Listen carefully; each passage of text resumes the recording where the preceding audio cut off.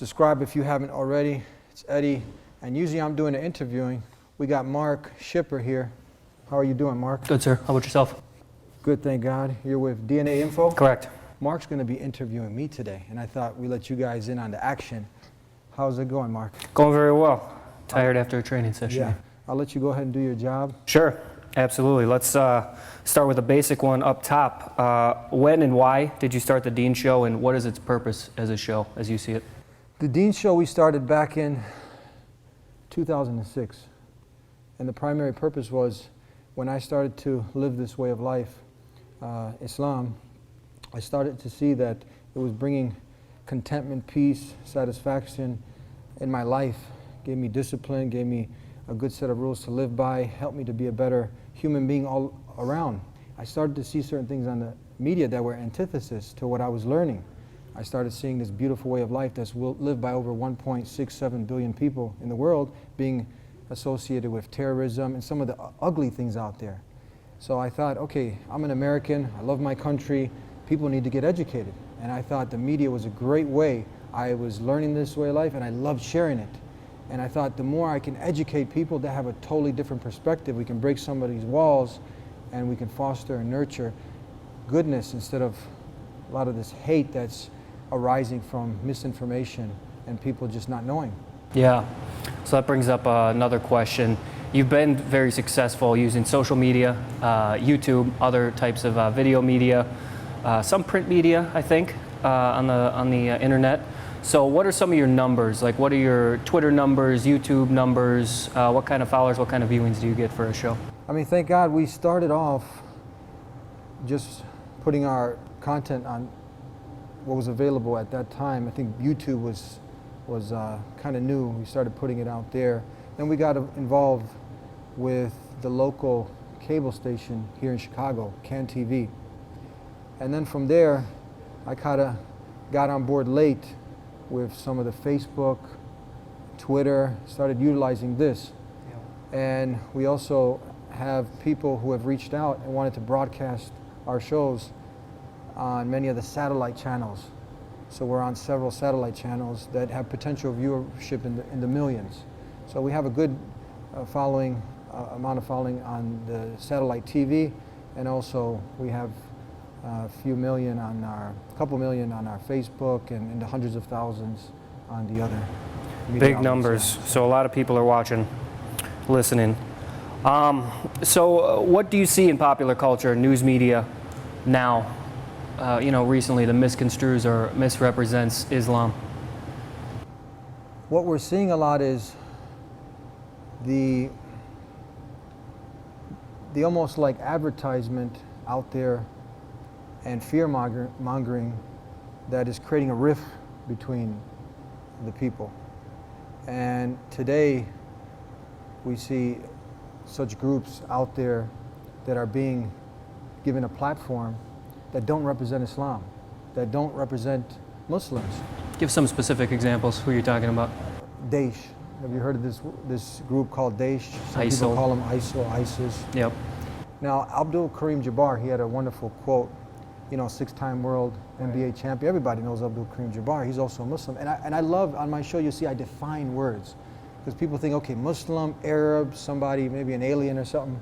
But no, a Muslim is simply one who has chosen consciously to submit to the Creator, to have a direct dial-up connection with the one who created creation, God Almighty.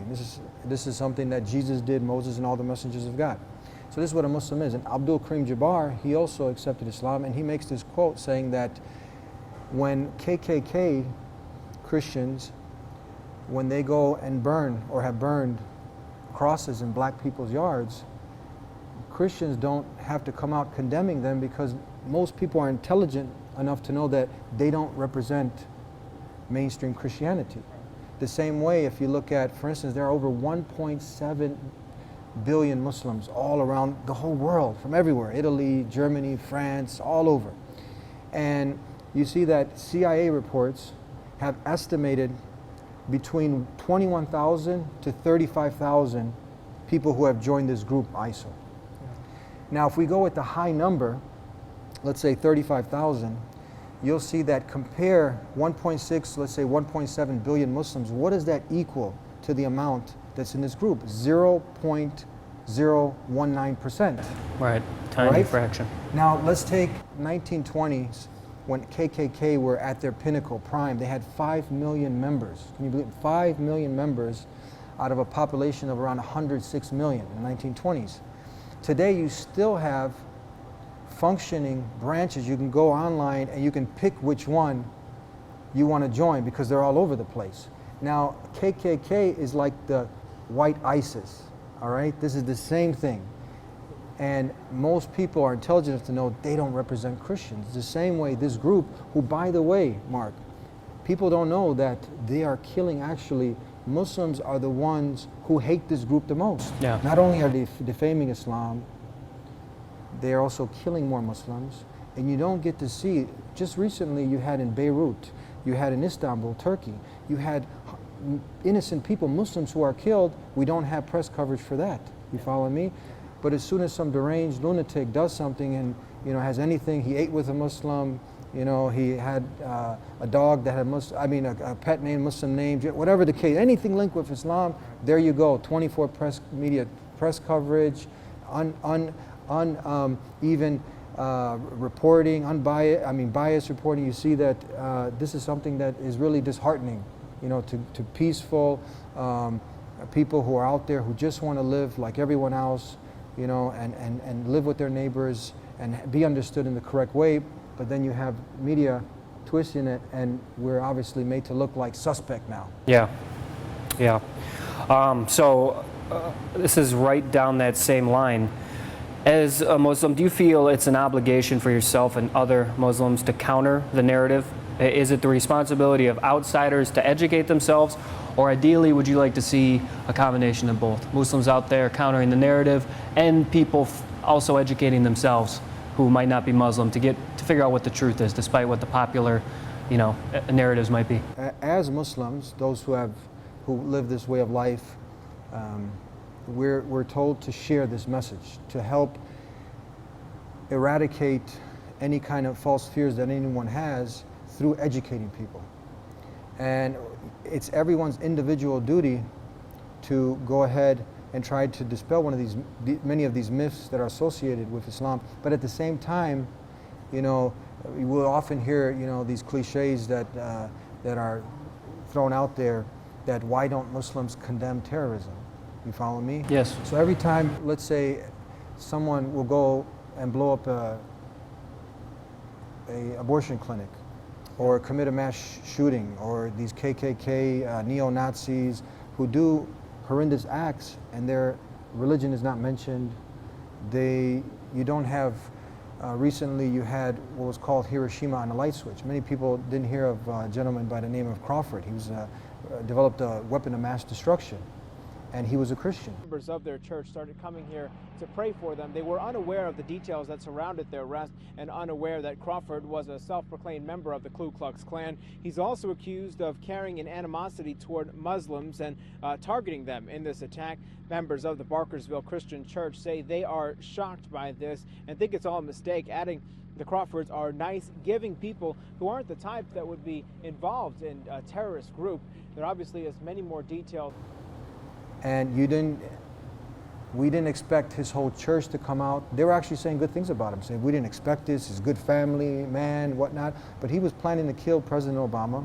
He was planning to decimate and kill Muslims. The murderous plan allegedly called for attaching an industrial-grade X-ray machine to a specially designed triggering device stored in a truck.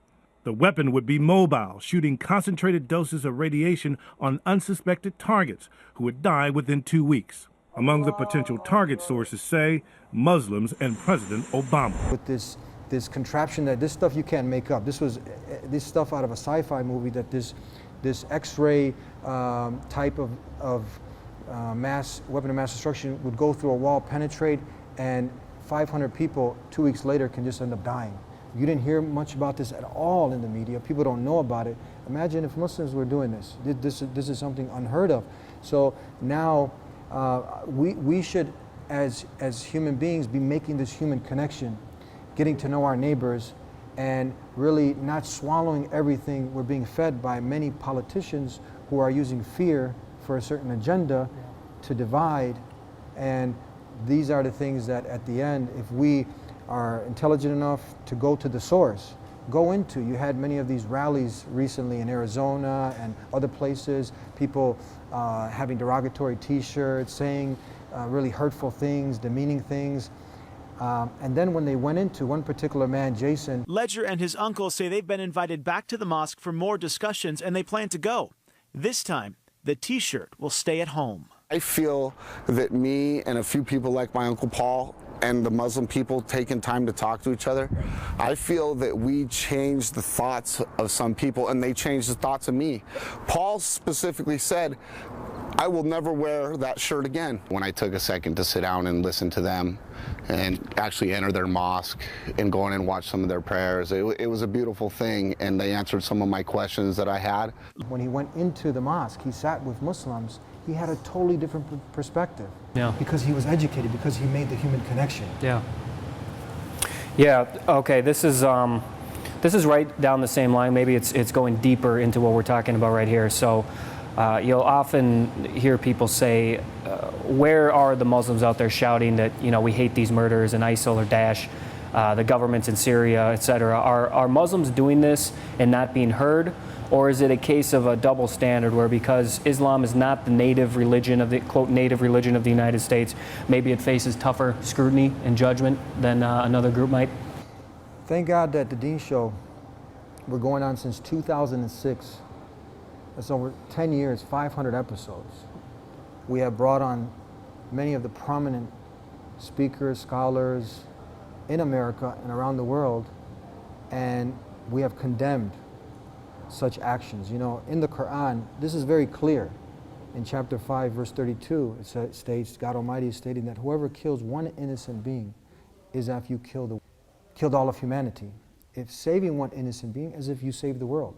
So the texts are clear that hurting innocent people, non-combatants, this is something that is definitely not a part of the teachings of Islam. Now, we've also had scholars, big organizations such as CARE and other groups come out and condemn these things. But it's sad to say that we don't have the platform, nor many of these organizations such as the Dean Show and others are not being given the microphone to go ahead and let the masses hear our voices. Another thing is real beautiful when you hear, I just heard President Bill Clinton, you know him? Everybody knows Bill, right? Bill Clinton was giving an account of what he portrayed as the majority of Muslims, how they are in the US, because there was a New York Daily article that was talking about a Yemeni Muslim who had been working at a convenience store and he got stuck up. Bill Clinton is narrating the story. Looked at it and said, I've just had this job for a year. This is not my money and it's not yours. And he slapped at the gun hand of the person standing closest to him. That guy is more representative of most Muslims in America than what happened in St. It's interesting, we have this on our Facebook page, you can see it. And he said that a man came in at gunpoint to stick him up, said, give me the money. The Muslim opened up the drawer, took the money, he was about to give it, and he said, you know what? I've just only had this job for a year. This is not your money, it's not my money, I'm not giving you the money. And he smacked the gun out of his hand. The gun actually went off, bullet hit the counter. The man realized, look, I'm in the middle of this New York City, I better get out. He got away, he left off.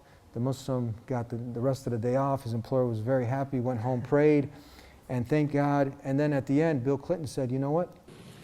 That guy is more representative of most Muslims in America than what happened in St. This is the majority of Muslims here in America. Yeah. These are the people that basically saying that Americans need to know about. He gave another example of Kenya. So the Muslims went around giving headscarves to the Christian women and otherwise trying to disguise them, and they risked their lives to save the Christian minority. Where there was a group of Muslims and Christians riding on a bus, and a terrorist group came and was trying to separate the Muslims and the Christians. And what happened, the Muslims ended up disguising the women putting hijabs on them and risk their own lives to save the Christians. Risk their lives to save the Christian minority. So these stories people don't hear about. These stories, the majority, we talked about ISIL, Daesh, 0.019% over here, and 24/7 coverage all day and night, that's all you hear. But now, all the good that Muslims are doing, you don't hear about these stories. It's nice to hear President Clinton, you know, share this. Yeah, a couple good stories from him. All right, so bringing it back locally a little bit, how is life, in your opinion, from what you've seen and what you hear in Chicago for a Muslim? Because sometimes you'll hear these claims that life in America as a Muslim after 9/11 has been a form of hell, but that doesn't seem quite accurate. So has there been any specific threats against your community, been targeted for anything, or do you find that it's a more complicated situation? Sometimes it's very good, other times you might run into pockets of people who are more prejudiced. What has life like been in Chicago, in your opinion? Is it a big deal, or? No. I think Chicago, like New York and some of these more urban cities, the big cities where you have a mixture of nationalities, religions, is not as bad as if you go outside some of these areas where people haven't really gotten out the box, right? Where you have many people who, if you don't look like them, talk like them, sway like them, have an accent like them or slang like them, you're not one of them. And anything else, you're not in. And when you don't have access to the information, and someone also is not with you to make that human connection, you don't have a taxi driver that's a Muslim, possibly like you do in Chicago. Maybe you don't have, like here, most of the doctors are Muslim doctors, right? Engineers, scientists. So you're able to, you're able to go to the university and your professor's a Muslim, and you get to make the human connection. You go to the doctor, it's a Muslim doctor, human connection, right? And there's that good in every human being, you follow me, that needs to be nurtured. And when it's nurtured through the right channels, then like Nelson Mandela had said, beautiful statement, he said that nobody is born hating, that people are taught this.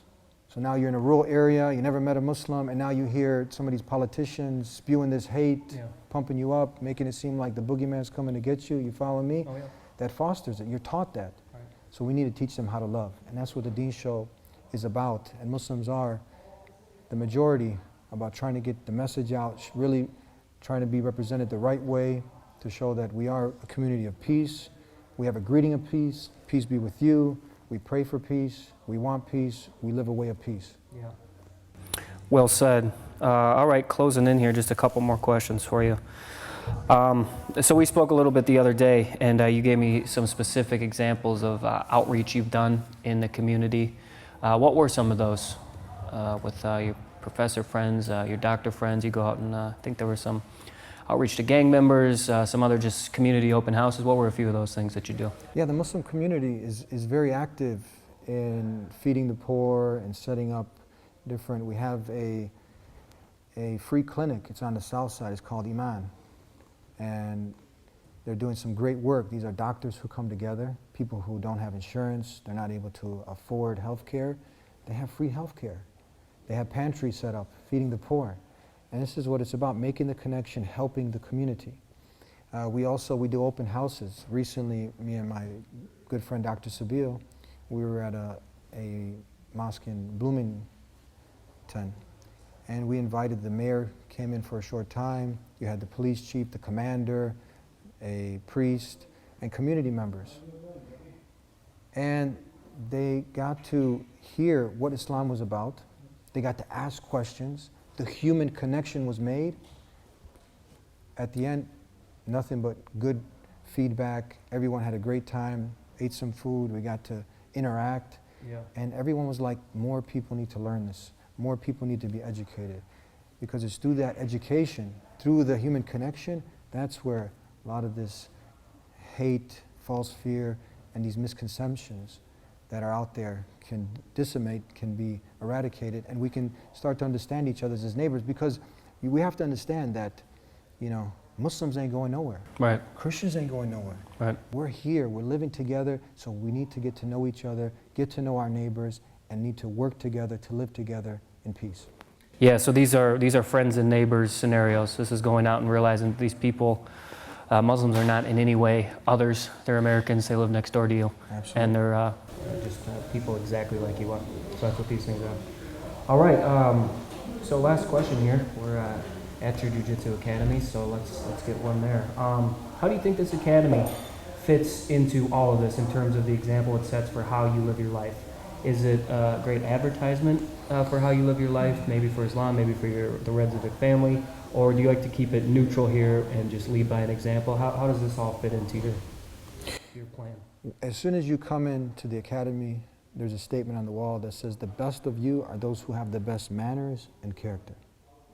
So along with, when you go back and you look at some of the ancient samurai traditions, there was principles that were involved in martial arts. We've lost a lot of that. Mm-hmm. It was a controlling of one's ego, oneself. Mm-hmm. And to now, a lot of days, what happens, people learn and train martial arts, the ego becomes bigger and they become destructive in the community, right? Doing some, you see many of the UFC fighters, MMA fighters, this guy's beat up this girl, this guy's in jail for this guy's in cocaine, this guy's on this drug. Yeah. You see, when you learn and you have a good teacher, not just teaching you how to throw a punch, how to knock someone out, how to submit somebody, but at the same time helping to work on the heart, on the spirit, these things, nurturing that good inside, that they can have a reference point to look back to and to control that ego by getting this confidence that the martial arts teaches you. At the end, when you have a completeness to your martial art, not just I'm a tough guy and I can knock someone out, but at the same time my manners are better, my character is better, my self-confidence is better. I'm a better human being all in every aspect. I now am confident that if someone tries to, because it's self-defense, defending oneself, I'm not, and we stress this, that now if anybody's caught doing anything disruptive in the community or out there, using this in the wrong way, they're not part of this, they'll be expelled from this team. We stress that this is something that at the end is supposed to empower you, but at the same time, you have a responsibility. Yeah. At the same time now, you carry this with you, but you have a great responsibility. So we try to cover every aspect that now will help to make a complete martial artist. You follow me? Not just one or two, but every aspect as was done in Karate Kid. Have you seen Karate Kid? Yeah. He's the best around. Yeah. Yeah, great movie. All right, let's close down with what does the Deen show? The Deen means something specifically, doesn't that? What does the Deen show mean? Absolutely. The Deen is a word that means the way. D-E-E-N. D-E-E-N, yes. Some people say, "Oh, what's up, Mr. Deen?" No. Deen is a way of life. Okay. And again, there, in the essence of education, look, we try to make the information known who Muslims are and what Muslims believe. It's not our job to try to convert anybody. A lot of times when we bring up religion, most people, it's a personal subject, but here at the Deen Show, it's something that now there's all this mass hysteria about Islam. We want to show that Islam is an open book. Yeah. This is what it teaches. It's for everybody. If you like it, you can have it also. If not, at least you understand it now. So Deen is a way of life we say that was lived by all the messengers that the Creator sent to guide humanity. Out of His love, He sent Jesus. And many people don't know this, that you cannot be a Muslim, one who is submitted to the will of the Creator, not the creation, unless you love and revere Jesus as one of the mightiest messengers of God. Again, commonalities. We have imagine you're hanging out with somebody, and now you're like, you like baseball? Me too. You like jiu-jitsu? Me too. You like Italian? Me too. You got all these, you got about 100 things in common, but you got a couple things that you don't agree on. You can politely agree to disagree on these things, right? Because the small things that, or actually the things that we don't agree upon is that Jesus was God, that He called people to worship Him. But we love Jesus as a messenger of God. And this is something that we make clear. We believe in original goodness, not original sin. So those are the things that are the differences. But now, there's so many commonalities, that we love His Blessed Mother. There's a whole chapter named after the Blessed Mother, the Virgin Mary, in the Quran. There was just recently a Professor Hawkins who is having her position, I believe, terminated because she stood in solidarity with Muslims. She's a Christian professor, and she wore what you see on Mary, Jesus' mother, and what's called the hijab. It's just a modest dress that she put on that's actually, if you look at it, it's part of the teachings of Christianity. It's in the Bible. So now we point out these similarities in this way of life, right? That we're not the Antichrist, that we love Christ, that we worship the same God. We have a different way. We believe in pure monotheism, that we don't worship anything in creation, but only the creator of creation. That's it, done. And you have a right to your way, we have a right to our way, but at the end, let's try to understand each other, and by understanding each other, that's how we can live in peace. Well said. Hopefully we reached some understanding today. It was enlightening. I'm out of questions, so thanks for having me on, and thanks for talking for DNA Info. Thank you very much for having me. Appreciate it, sir. God bless you. Thank you. And I thought I'd let you guys in on this interview. I'm usually interviewing people, but Mark had wanted to interview me, so I thought my viewers out there on the Dean Show get the benefit. I hope you enjoyed, and stay tuned for more exciting episodes of the Dean Show. Subscribe if you haven't already. Peace be with you.